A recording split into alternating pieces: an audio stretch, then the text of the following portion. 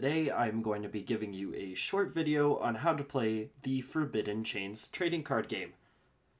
To begin the game, you're going to set up a life counter. Now for other games you can use whatever you'd like for a life counter, but for Untap, I'm going to have a life counter of 2,000. We're going to move this over here. To begin the game, you are going to draw 6 cards.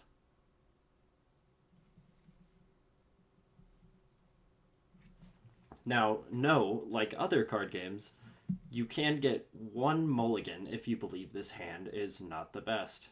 To mulligan, you will put all 6 cards back in your deck, shuffle it, and draw a fresh new hand of 6 cards.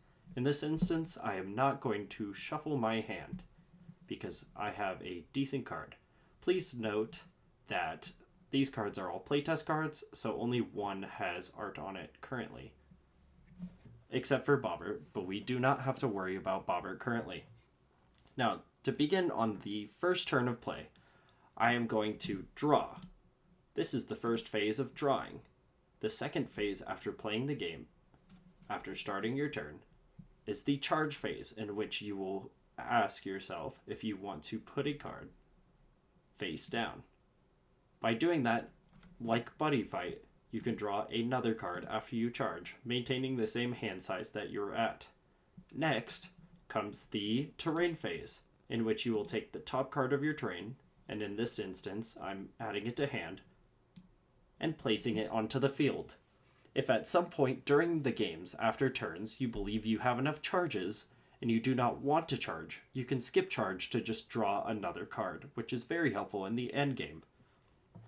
Now, something to know about terrains is like lands for Magic. You will be playing your units on top of these. Without these, or don't have the keyword boundless, they cannot be played. Charges, which are played face down, are going to be paid to use your units to play them on the field. Now, for this instance, I'm going to tap one, and I am going to play Watcher Orc. For the instance of this video, it's going to be reveal and look at the top 3, but because this is a solo game in which I am teaching you, I'm not going to activate that effect. This is its stats. If you look at the very top left, it's going to have a play cost, its name, the type of card it is, and the bottom stats are going to be its attack and health respectively. Because I have nothing else to do this turn, I would pass to my opponent. But because it is just me, I'm going to untap and repeat the phases again. Draw, charge, and drawing again. The game is over.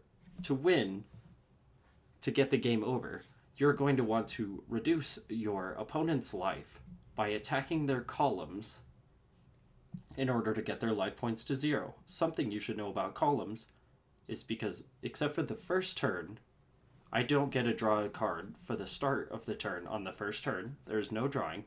The second player gets to draw on their first turn, and I cannot attack on the first turn player as the first turn of the game. I apologize for drawing, but do not draw if you're the first turn player. I'm going to do that. I'm going to draw my terrain,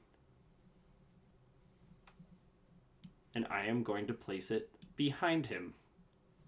I'm going to use 2 by resting to play Gerald. Now, for the instance of this, I am going to duplicate to show you about attack lines. Attack lines are going to be, during combat, the furthermost up cards. So say I had a Watcher Orc. Up here, it would have to attack first to attack the units. It's the topmost, middlemost, and then bottommost to attack. So I would attack with Watcher Orc, Watcher Orc next, into the further columns down if there is none here, and then Gerald finally. Because there's nothing else, he would have taken direct damage to his life points. Something you should know about terrain. If a terrain was to be removed by card effect, the unit would not actually be destroyed. It would instead return to your hand, which is very useful in case of destruction cards. Getting rid of a threat, but your opponent still has the threat in hand. The next thing I'm going to teach you about is going to be the snowball rule. If, say, you are each opponent, when they get to 1,000 life exactly, say your opponent hits you with a 1,000 attack monster directly, and they were going to attack you next with a 100. You stop it right there, buddy. It would immediately set your life to 1,000 health, ending their turn, and that does the snowball effect. The snowball effect allows you to draw a card, play a card for free from the top of your deck as a charge, unused, and then it would end their turn and begin into your turn, which is very helpful for not letting the game get too out of control. This is an action card, which I was talking about. There are creatures, actions, buildings, with the keywords such as clutter, and legend cards. I am going to show you a legend card now. Give me just one moment. This is a legend card. And this is an equipment card. Right here, you can see how it says equipment attached to target orc to give it that amount of attack boost or health boost. Now, this guy right here is a legend card. As you can see, that diamond in the top corner is going to have a 2. That is the legend. It's like evolution in Pokemon. You're going to pay the cost for the legend on a creature you control that's correct. In this instance, you could put it on a red creature, but you would want to put it on an orc for its ability. I'm going to pay 3, and you would play it on top of your orc. This then gives it the ability to give it plus 100 attack, which is amazing because, as you can see, you have Orc Club Team and Gerald on the field, both giving them bonuses.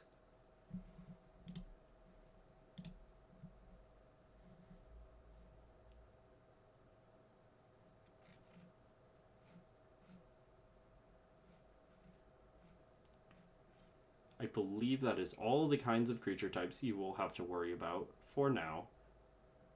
Slowness is a keyword that allows it not to attack, as all creatures have haste except for the first player of the first turn. Slowness is a way to make the bigger creatures have a turn because they're so big and slow. It just makes sense.